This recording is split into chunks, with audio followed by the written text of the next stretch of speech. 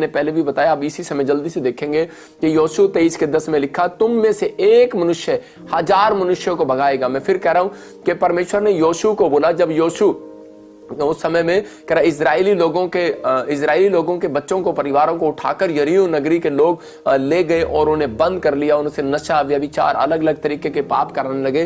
तो उस समय में वो सब के सब इकट्ठे होकर वो उस यरीहो की दीवार के पास जब जा रहे थे, तो उस समय में परमेश्वर ने उनको बताया, उस समय उसको कहा कि जब वो 50 फुट की लंबी दीवार देखकर, 60 फुट की लंबी दीवार देखकर डर गए, तो उसी समय परमेश्वर के आत्मा ने उनसे बात किया और उनको कहा, कह रहा कि बेटे तुम चिंता ना करो, परमेश्वर का आत्मा काम करेगा।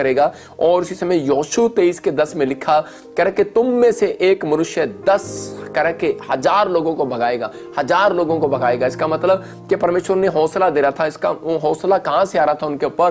कह रहा परमेश्वर योशू से बात कर रहा था, प्रोफेटिक वर्ड्स दे रहा था अपने, और उस समय उसको बता रहा था कि अपनी प्रजा को समझा, कह रहा कि ये चले तो हैं, लेकिन इसका मतलब देखो वो 40 साल तो बेचारे दुख में रहे, जंगल में चले, और उसी समय जब जंगल उन्होंने पार किया तो उसी समय वो यरीहो की नगरी में जाकर फंस गए। तो उस समय में जब वो मुसीबतों का सामना कर रहे थे, तो उस समय 50 फुट की 60 फुट की चौड़ी दीवार, मतलब इतनी चौड़ी दीवार थी, 50 फुट चौड़ा फुट बहुत होता है, इस पर तो आप मकान भी बना सकते हैं।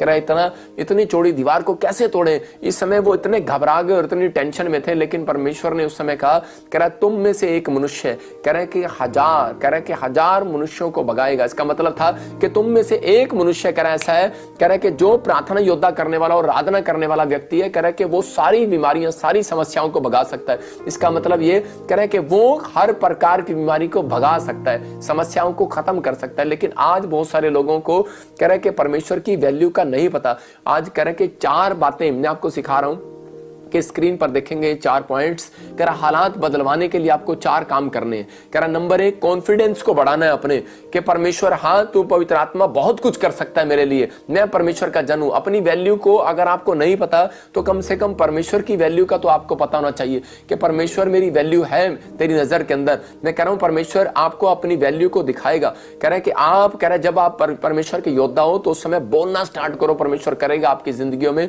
और परमेश्वर आपकी जिंदगी में चमत्कार करेगा। कह रहा है कि नंबर 2, अपनी वैल्यू को पहचानो कि आप कौन हो। आप परमेश्वर के इकलौते पुत्र हो। मैं फिर कह रहा हूं कि आप परमेश्वर के बेटे बेटियां हो। जितनों ने ग्रहण कर लिया उतनों को परमेश्वर ने अपनी संतान बना लिया है। और जब आप परमेश्वर की संतान, आपको डरने घबराने की जरूरत नहीं है, बस हाथ उठाने की जरूरत है। हर प्रॉब्लम जाएगी आज यीशु मसीह नासरी के नाम में, आपको बिलीव करना है बस। कह रहा है कि तीसरा, कह रहा है कि आराधना प्रार्थना करते रहो। और यहोवा, चौथा, कह रहा है यहोवा की तारीफ करो प्रार्थना करते वक्त। जब आप यहोवा की तारीफ करते हैं प्रार्थना करते हुए तो परमेश्वर चमत्कार करता है। बहुत सारे लोगों को प्रार्थना में परमेश्वर की तारीफ नहीं करते, इसलिए उनके काम आज भी डेड है, उनके चर्च डेड है, उनके विश्वास डेड है, मैं कह रहा हूं उनके बिजनेस डेड है, चाहे कोई भी हो। लेकिन जब आप प्रार्थना के अंदर कह रहे परमेश्वर की तारीफ करते हैं, आराधना के अंदर तारीफ करते हैं, पहले आप कह रहे परमेश्वर की तारीफ करें और फिर परमेश्वर के कह रहे कामों अपनी बातों को परमेश्वर के सामने रखें, तो पवित्र आत्मा आपकी जिंदगी में अद्भुत काम करेगा। आपको वैल्यू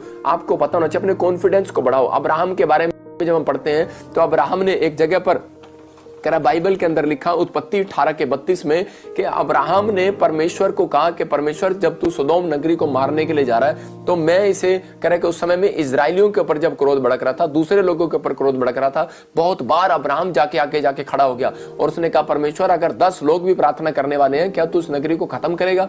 परमेश्वर ने कहा नहीं करूंगा। इसका मतलब परमेश्वर 10 लोगों को, अगर प्रार्थना करने वाले आपके घर में 2 जन भी हैं, 5 जन भी हैं, 10 जन भी हैं, परमेश्वर उनकी वैल्यू को जानता है। इसलिए अब्राहम को पता था कि प्रार्थना करने वाले की वैल्यू क्या है, वो जानता था, अपने कॉन्फिडेंस उसने बाहर निकाला। ये 4 पॉइंट्स अब्राहम के जीवन से मिलते थे, इसलिए वो 1000 कंपनी का मालिक हुआ। मैं कह रहा हूं आप बिजनेसमैन हो, 1000 कंपनियों का मालिक होंगे। आप पास्टर हो, मैं कह रहा हूं हजारों की कलीसिया होगी आपके जीवन में। आपको बस कह रहा है कि अपने अंदर ये बात रखनी है कि ये 4 बातें, अपनी वैल्यू को पहचानना है। आपके ऊपर निराशा है, चिंता है, डिप्रेशन है, समस्या है, आपको डरना और घबराना नहीं, गिरना नहीं है। परमेश्वर आपके साथ है और आपकी जिंदगियों में अद्भुत काम करेगा और आशीष को देगा यीशु मसीह के नाम में। आपको बिलीव करना है बस कि परमेश्वर तू मेरे लिए बहुत कुछ कर सकता है। पवित्र आत्मा तू महान परमेश्वर है, सामर्थी परमेश्वर है। अब्राहम ने कह रहा कि जब अपनी जिंदगी में, कह रहा इस वचन को आप पढ़ सकते हैं कि उसने कहा, तो उसी समय परमेश्वर ने कहा, कह रहा कि कोई बात नहीं, जेनेसिस के चैप्टर में उसने कहा कि कोई बात नहीं बेटे, जा मैं तेरे कारण कह रहा है कि मैं जानता हूं तेरी वैल्यू को। उसने कहा परमेश्वर क्या मैं तेरा दास नहीं हूं? उसने कहा हाँ। मैं कह रहा हूं कि आज बहुत सारे लोग इस बात को समझ रहे हैं। बहुत सारे लोग मेरे पास आते हैं, बहुत सारे लोग